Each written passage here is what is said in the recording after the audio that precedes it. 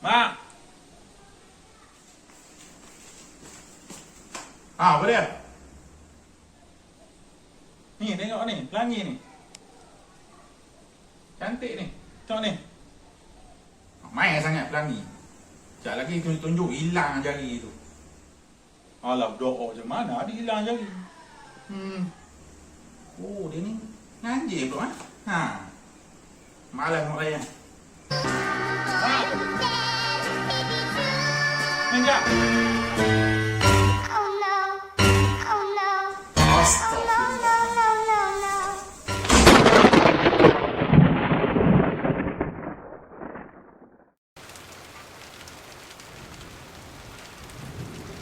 Assalamualaikum and very good morning. So today we're going to continue our topic, which is total internal reflection. Right, for the objective, student is able to explain what is total internal reflection of light, and then define the critical angle, give the condition for total internal reflection of light, relate the critical angle to refractive index, describe natural phenomenon involving total internal reflection, and describe application of total internal reflection. Okay. Okay, kalau tengok gambar ni, dia kata there is no water on the road, why does it appear so? Biasa tak kalau kita pernah tengok atas jalan, kalau di highway jalan jauh, kita nampak macam ada air di tengah jalan waktu panas. Tapi bila kita dah mendekati kawasan tersebut, kita tengok tak ada pun air. So, kenapa ini berlaku? Ini semua kerana disebabkan total internal reflection, di mana cahaya matahari yang menghasilkan image awan, dia akan reflect semula kepada mata kita semasa dia menghasilkan pembiasan. Dan bila dia melebihi angle kritikal dia, dia akan terpantul ke mata kita. So, bila pantulan itu berlaku, dia akan menghasilkan image awan ni lah di atas jalan. So, kita nampak awan itu sebagai, bukan awan, langit. Dia akan menghasilkan langit tersebut di atas jalan, image dia sebagai air. So, kita nampak air lah, macam air atas jalan. So, fenomena ni kita panggil mirage, water on the road. We call it as mirage. Okay, kemudian kita ada diamond ni. Kata, what cause a diamond to glitter and sparkle? Kenapa kita nampak diamond ni berkelip-kelip? Nampak macam terpegun, terkesima. Bila kita nampak ni. Ini juga disebabkan total internal reflection, di mana cahaya lampu yang memasuki diamond ni, dia akan terbias sebab media yang berbeza. Medium air, cahaya daripada udara masuk dalam diamond ke medium diamond, dia akan terbias. Bila terbias dan dia lalu keluar balik, nak keluar semula ke udara, dia akan terbias lagi sekali, dan apabila angle dia melebihi critical angle, dia akan terpantul di dalam semula. So, pantulan internal ni lah yang menghasilkan kelipan di dalam diamond. Okay. So, kat sini mungkin lebih tak jelas lagi. So, cikgu akan bincang kemudian lah. So, kita tengok satu persatu. Alright, sebelum tu cuba buka buku teks, muka surat 242. Dia tanya what is total internal reflection. Total internal reflection only occurs when light travel from medium of high optical density to medium of low optical density. So, kat sini dia kata total internal reflection hanya berlaku jika cahaya bergerak daripada optical density yang high ke arah medium yang mempunyai optical density yang low. So, bila kat sini kita tengok ada dua medium yang berbeza density, dia akan menghasilkan refraction, betul tak? Tetapi macam mana total internal reflection boleh berlaku? Sepatutnya yang asal dia menghasilkan pembiasan. So, macam mana dia boleh berlaku? Kita tengok selepas ini, iaitu tiga keadaan di mana cahaya yang memasuki dua media yang berbeza, pada angle yang berbeza. Dia terhasil disebabkan angle yang berbeza. Okey, kalau kita tengok situasi yang pertama ni, dia kata if the angle of incident is small, the ray is refracted as usual. Alright, so kat sini dia kata ada I is smaller than C. Ini adalah incident angle is smaller than critical angle. So apa dia critical angle tu? Sekejap lagi kita tengok. Okay, so kita tahu kat sini bila incident angle lebih kecil pada critical angle, apa yang berlaku? Akan berlaku pembiasan. Di mana bila cahaya bergerak daripada density yang besar ke arah density yang kurang, dia akan terhasil pembiasan di mana reflected ray dia akan reflect away from normal line, sebab dia pergi ke less dense medium. Tapi dalam masa yang sama akan berlaku weak reflected ray ke dalam ni. Kemudian kita ada situasi angle yang kedua di mana incident angle sama dengan critical angle. If the angle of incident equal to critical angle, the ray image along the edge of the glass block. So kat sini kita tengok sama juga cahaya yang lalu daripada denser medium iaitu glass keluar kepada air iaitu udara less dense medium. Dan kita letak incident angle dia sama dengan critical angle. Lagi sekali kita tak tahu apa dia critical angle. Okay. So bila dia sama dengan critical angle, refracted ray dia akan terbias pada 90 degree. Macam ni tadi, dia ada angle pembiasan dia lagi. Dan angle pembiasan sepatutnya lebih besar daripada incident angle lah. Sebab apa? Sebab dia terbias away from normal line. Okay. Tetapi ini bila incident angle sama dengan critical angle, refracted ray dia akan terbias pada sudut 90 darjah. So maksud dia lagi away lagi pada normal line, lagi menjauh pada normal line. Yang ni mungkinlah angle dia contohlah 50 ataupun 60. So bila incident angle dia lagi bertambah, macam tadi ni mula-mula contoh dia ambil 20, yang ni kita tambah lagi incident angle dia jadi 40 lah contoh. Bila kita increasekan incident angle, pembiasan juga akan bertambah. Angle pembiasan juga akan bertambah. Dan penambahan tersebut akan menghasilkan dia kepada 90 degree untuk pembiasan dia. Dan situasi yang ketiga adalah incident angle yang lebih besar daripada critical angle. When the angle of incident is greater than critical angle, the reflected ray disappear and all the incident light is reflected inside the denser media. So ini yang kita panggil total internal reflection. Contoh yang keadaan yang sebelum ni tadi,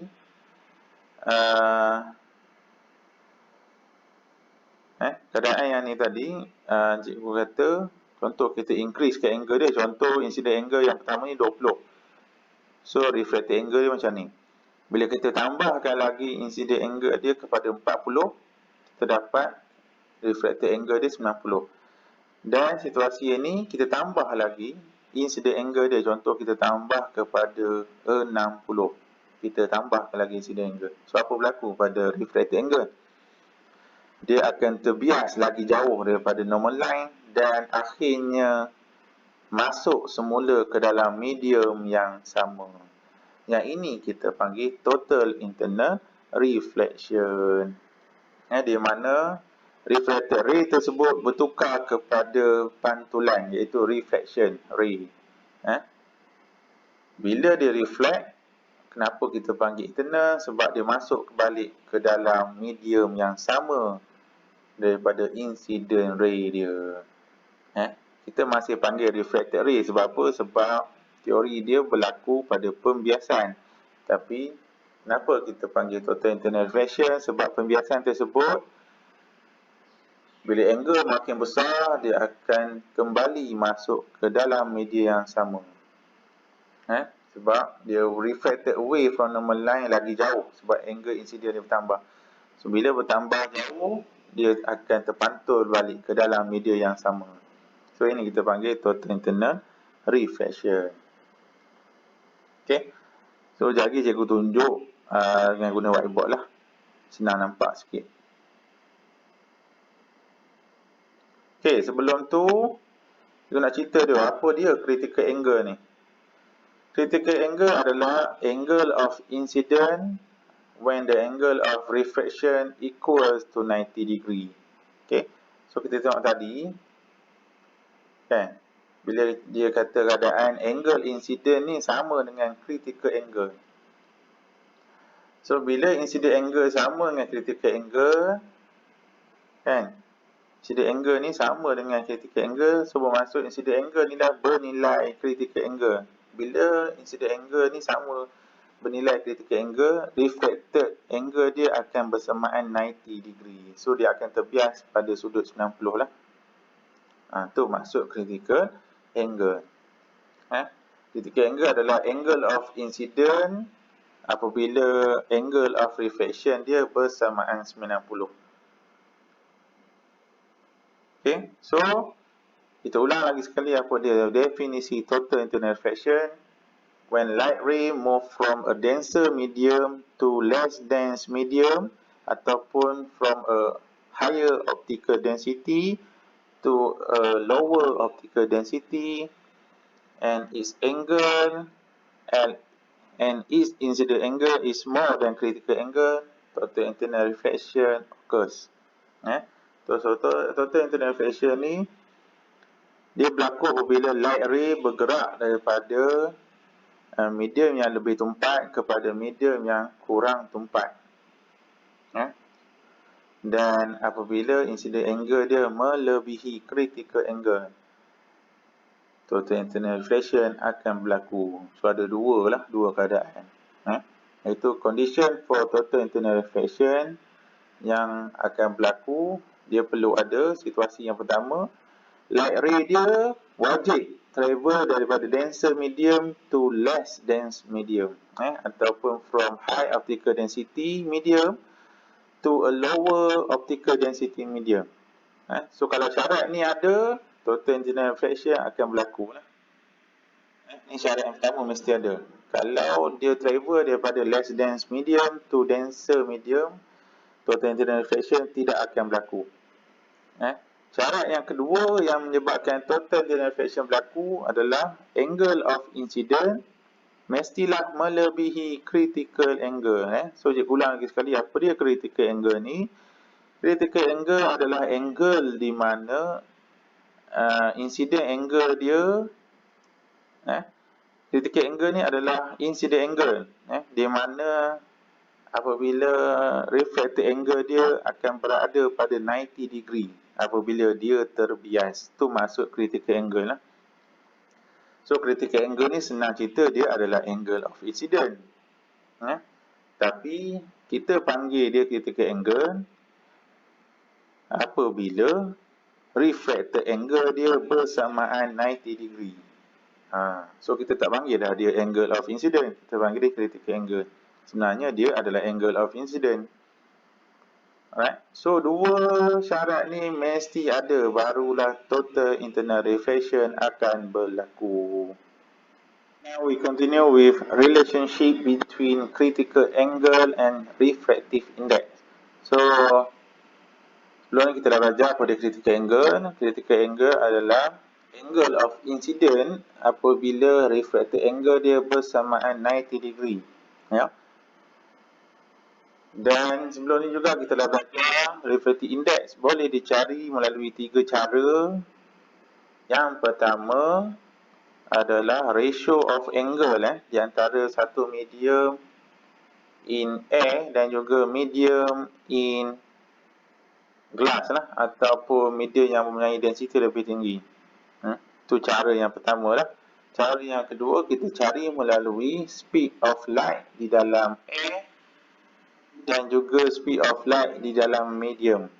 Dan cara yang ketiga adalah melalui kedalaman objek. Kedalaman objek yang sebenar dan juga kedalaman objek yang sementara di dalam air lah. Contoh dalam air. Dan kita ada cara yang keempat untuk mencari refractive index, iaitu melalui total internal reflection. Alright.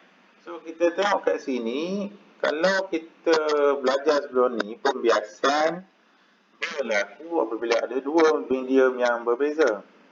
Dan dalam total internal reflection pula, syarat dia mestilah cahaya bergerak daripada medium yang denser ke arah medium yang less denser.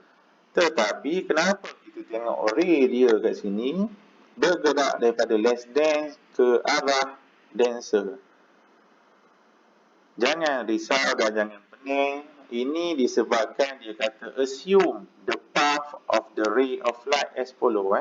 So maksud kat sini kita tahu dah, total internal reflection berlaku jika cahaya bergerak daripada glass ke air.